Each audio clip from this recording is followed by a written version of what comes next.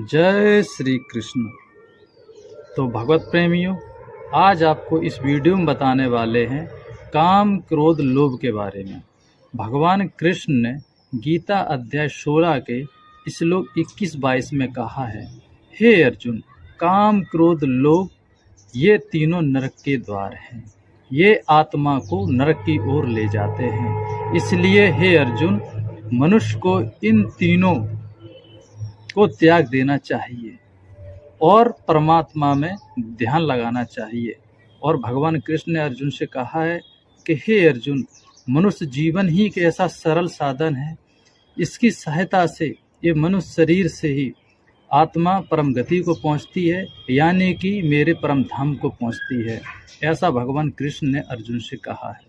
तो आपसे निवेदन है कि वीडियो को पूरा देखें, लाइक करें, शेयर करें और हमारे YouTube चैनल को सब्सक्राइब जरूर करें। जय श्री कृष्ण। हे पार्थ, जो कर्मयोगी होते हैं वो आसक्ति छोड़कर कर्म की सफलता और विफलता में समबुद्धि से काम लेकर योग द्वारा परमात्मा पर आस्था रखकर कर्म करते हैं। इसे ही समत्व योगा कहते हैं।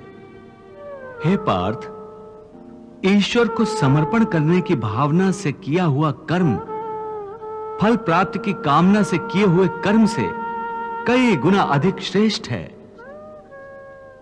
ज्ञानी पुरुष कर्म फल की आशा किए बिना समबुद्धि योग द्वारा कर्म करते हैं और पाप पुण्य आदि भावनाओं से मुक्ति पाते हैं। पार्थ, तुम भी ऐसी भावनाओं से मुक्त हो जाओगे जब तुम समबुद्धि कर्म का आचरण करोगे। योगस्था कुरु कर्माणि संगम त्यक्त्वा धनंजय सिद्धि असिद्ध्यो समो भूत्वा समत्वम योग उच्यते। पार्थ, एक बात ध्यान में रखो, फल की वासना से फल पर ही दृष्टि रखकर कर्म करने वाला सकाम मनुष्य उत्तम कर्म करने पर भी कर्मयोगी नहीं हो सकता। ऐसे मनुष्य को ख्याति आदि लाभ प्राप्त हो सकते हैं, किंतु उसे परमात्मा और शांति प्राप्त नहीं हो सकती।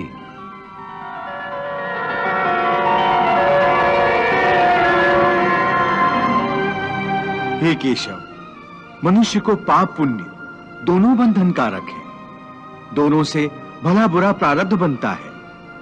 प्रायश्चित द्वारा पाप से मनुष्य मुक्त हो सकता है, परंतु पुण्य से वो मुक्त कैसे होगा?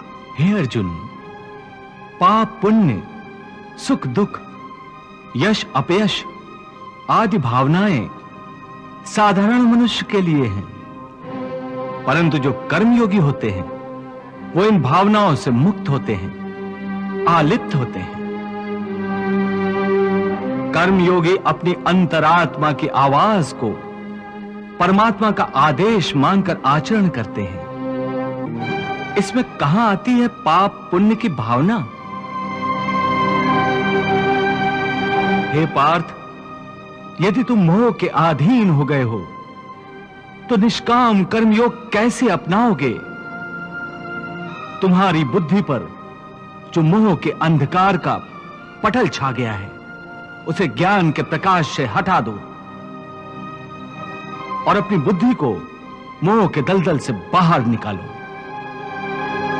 हे पार्थ, यदा ते मोह कलिलम बुद्धिर्व्यतितरिष्यति तदा गन्तासि निर्वेदम श्रोतव्यस्य श्रुतस्य च।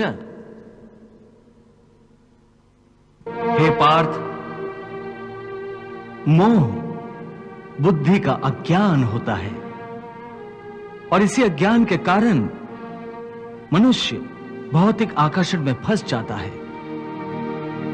वो जानता नहीं कि देह तथा समस्त भोग नश्वर हैं, मिथ्या हैं। जब मनुष्य सत और असत अथवा नित्य और अनित्य का भेद जान जाता है, तब वो निरासक्त हो जाता है। उसे किसी भी चीज का आकर्षण नहीं रह जाता। इसका दूसरा अर्थ है मोह का त्याग करना तथा मोह का लोप होने पर मनुष्य किसी भी प्रकार से किसी भी वस्तु की ओर आकर्षित नहीं होता। हे पार्थ, यथार्थ ज्ञान की प्राप्ति होने के बाद मोह का त्याग होता है। आत्मिक योग बल में वृद्धि हो जाती है। योग बल के कारण मन स्थिर हो जाता है।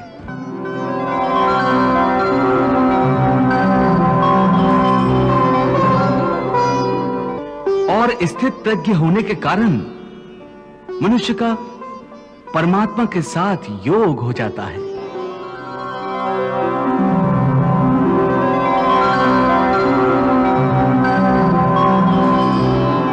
पार्थ, तुम भी आत्मिक योग बल द्वारा अपनी अंतरात्मा में झांककर परमात्मा को देखने का प्रयास करो। समबुद्धि कर्मयोग का आचरण करो और स्थित प्रज्ञ बन जाओ।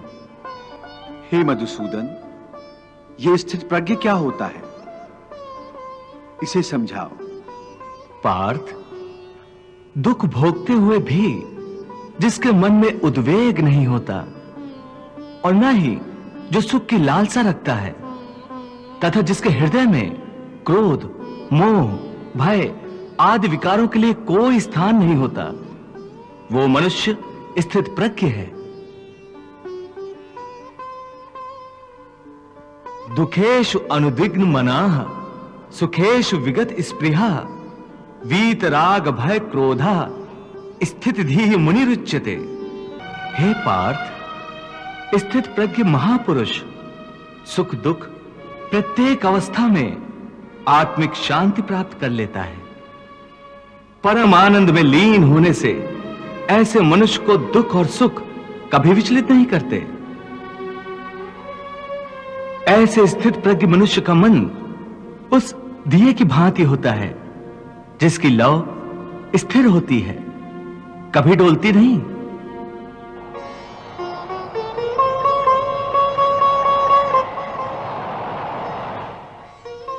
प्रभु, दिए की लौ अधिक समय तक अचल और अडोल तो रहती नहीं, वो हवा के हल्के से झोंके से भी तड़पने लगती है।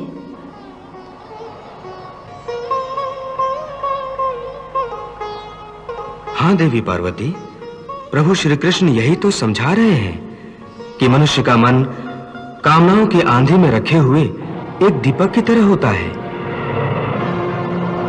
कामनाओं के तेज झोंके उस दिए की बाती को स्थिर नहीं रहने देते। प्रभु ये उपदेश दे रहे हैं कि मन को स्थिर रखने के लिए मन की कामनाओं को लगाम देना चाहिए। यदि कामना को लगाम न दी जाए तो एक कामना से दूसरी, फिर दूसरी से तीसरी कामना जन्म लेती रहती है और यह सिलसिला कभी खत्म नहीं होता। जैसे जब किसी व्यक्ति के पास घर न हो तो वो मनुष्य एक झोपड़ा की कामना करता है।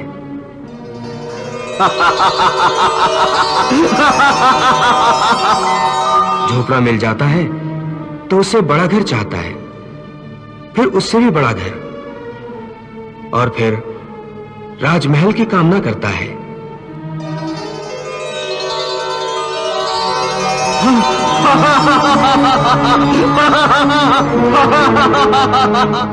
उसकी एक ही कामना असीम रूप लेकर बढ़ती रहती है। तो फिर मनुष्य इन कामनाओं को कैसे लगाम दे सकता है?